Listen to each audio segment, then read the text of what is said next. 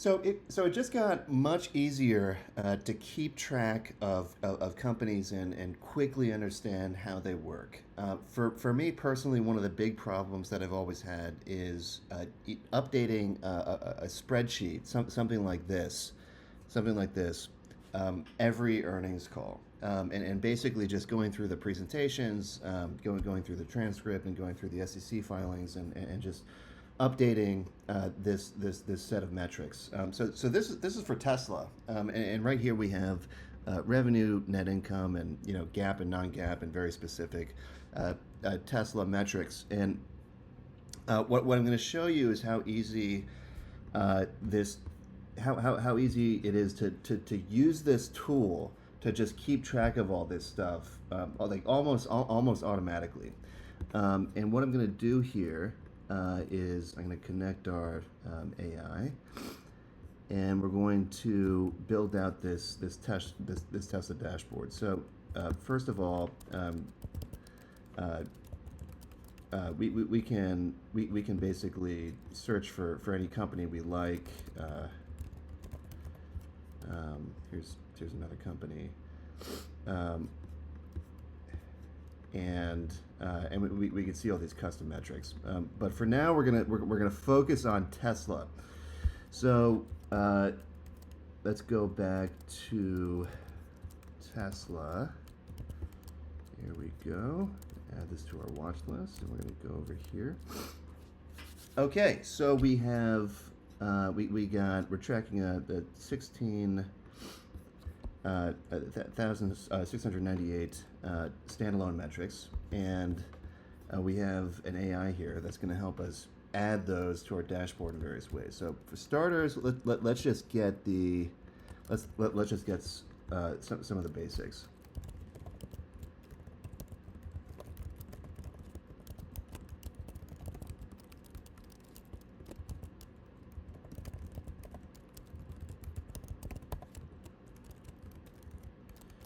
Okay, so I'm just telling it to get a bunch of metrics, and we're going to see how this works. Okay, so now we're going to search companies. We're going to see how quickly it is to sort of recreate that spreadsheet.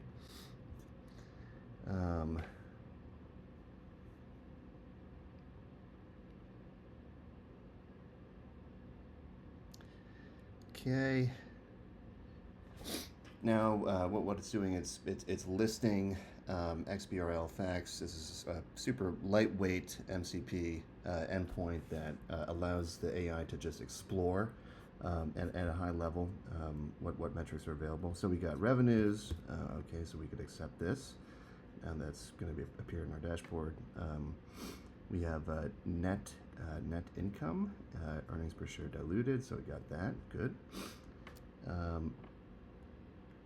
Now it should try to get gross margin, operating margin, and free cash flow.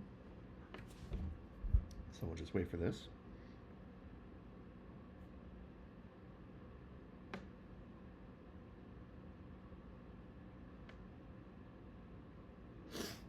Okay, so operating income loss, that's a standalone. Gross profit, great. Don't think I asked for this, so I'll just reject those guys. Okay, reject that. Okay, so gross margin. So this is an interesting metric. This is a calculated metric, and the AI knows to utilize these standalone metrics to create this new metric that I asked for, gross margin. So this gross profit divided by revenues, and we could sort of click into here, and we can click into here to see exactly what the standalone metrics that the AI used. And we got operating margin, free cash flow. Let's see how I computed that. Okay. And net income. Okay. So it proposed a bunch of calculated metrics. What we can also do is We can add these. We can add these metrics manually. So let's see here. So we're going to do gross profit, and we'll say divided by revenues. We're going to evaluate this formula. So 0.18 and 0.18, so that's good. So there's two ways you create calculate metrics. You could do it manually, or you could just ask the AI to do it. So I'm going to go ahead and accept all these guys. Accept all these, not those though. And now we're going to see.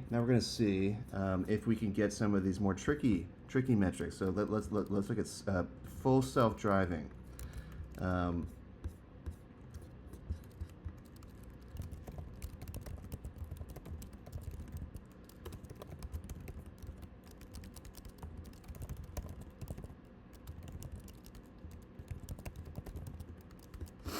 So we're gonna check the earnings presentations, and basically,